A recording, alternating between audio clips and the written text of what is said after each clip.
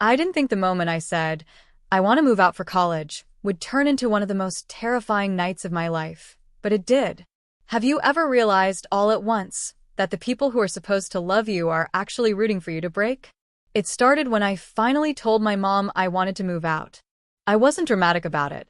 I didn't yell. I just said it. And she absolutely lost it. She started bawling, screaming that I didn't love her, that I was abandoning her, that after everything she'd done for me, I was just going to leave. It was loud. It was unhinged. I stood there frozen, while she cried like I'd just killed her. My sister walked in and asked what was going on. My mom didn't even let me speak. She screamed. She says she doesn't love me and wants to move away. That was all it took.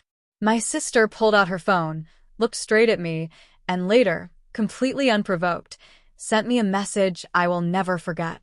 She called me dumb, said she hated me, called me trash, told me she was glad I'd been assaulted before, said no one loved me and no one ever would. She told me my boyfriend leaving proved that no one cared. Then she crossed a line I didn't know could be crossed.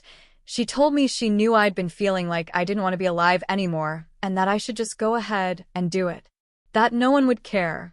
She ended it by saying she hoped I'd be assaulted again, but she should stop talking before I called the cops like I used to when we were kids.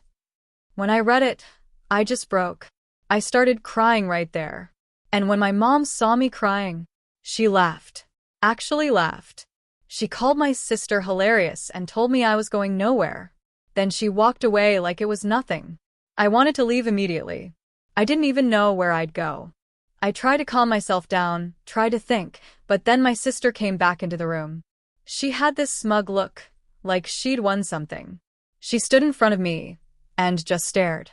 "What's wrong?" she asked, fake concern dripping from every word. "Did I hurt your feelings?"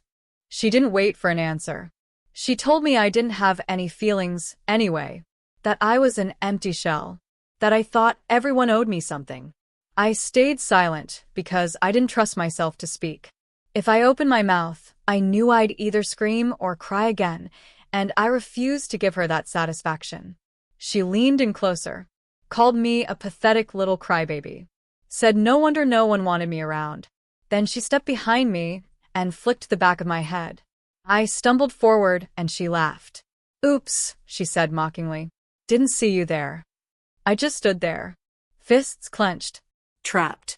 Then she leaned in again, her breath right in my ear, and whispered that I should do everyone a favor and disappear, that it would help all of them. I closed my eyes and wished I could melt into the floor, be anywhere else. She laughed one last time, called me a coward, and walked away. My head throbbed where she'd hit me, but it was nothing compared to the weight in my chest. That night, I locked myself in my room. I knew I couldn't stay in that house.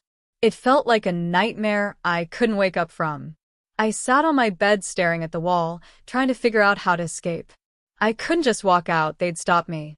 So I made a plan. First thing I did was screenshot every message my sister had ever sent me. Every insult. Every threat. It felt wrong, like I was building a case against my own family, but they left me no choice. I backed everything up to my email. Then I packed. Quietly. Clothes. My laptop. A few books. About $300 I'd saved from my part-time job. My heart was pounding like I was committing a crime, but I kept telling myself, I have to do this. Just as I zipped the bag, I heard footsteps. The doorknob rattled. I'd forgotten to unlock it. "Open the door," my mom snapped. I did. She took one look at the bag and knew. She demanded to know what I was doing. I lied. I said I was just packing for college. She didn't believe me. She stepped inches from my face and told me I wasn't going anywhere, that I belonged there. So I apologized. I hated myself for it, but I knew if I didn't, she'd make everything worse. Eventually she left, slamming the door behind her. I finished packing with shaking hands. I wasn't going to let them destroy me. I didn't know how yet, but I was leaving. I secretly contacted an acquaintance whose family knew mine. They offered to take me in if I didn't tell anyone where I was staying. That was the plan. Update 1. I was on my way to a domestic violence shelter. The family backed out. They said my mom was too scary when she was angry, and they were afraid she'd come after them. I was devastated. The night I left, my mom saw me walking out. She threw a vase at me, threatened my life. I didn't even have time to shower. I looked and smelled awful. I was terrified. Update 2. I was at the ER getting my medication. The shelter paid for it.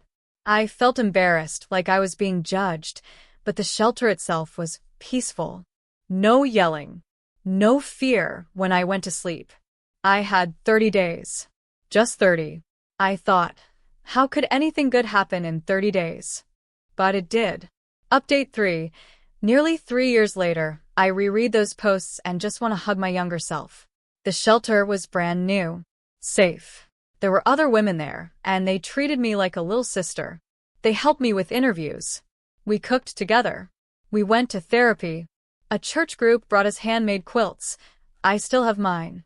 I sleep with it sometimes and remember how far I've come. I found a better paying job. I rented a room. I went back to school at a new place for a fresh start. I told my story in my application essay. I graduated. My sister said I'd never be anything. She was wrong. I have stability now. I got engaged to a man who treats me with kindness I didn't know existed. His family tells me I'm theirs. When I got sick recently, he left the house at 2 a.m. to take care of me without me even asking. I'm still learning that love doesn't hurt. I buy myself flowers every week. I rest when I'm sick. I protect my peace. I learned to value myself because no one else did, and that changed everything. Back then, I truly thought I wouldn't survive those 30 days. I was hopeless.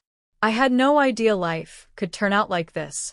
If you were in my place, what would you have done? And if you've ever escaped something like this, tell me your story. I really want to hear it.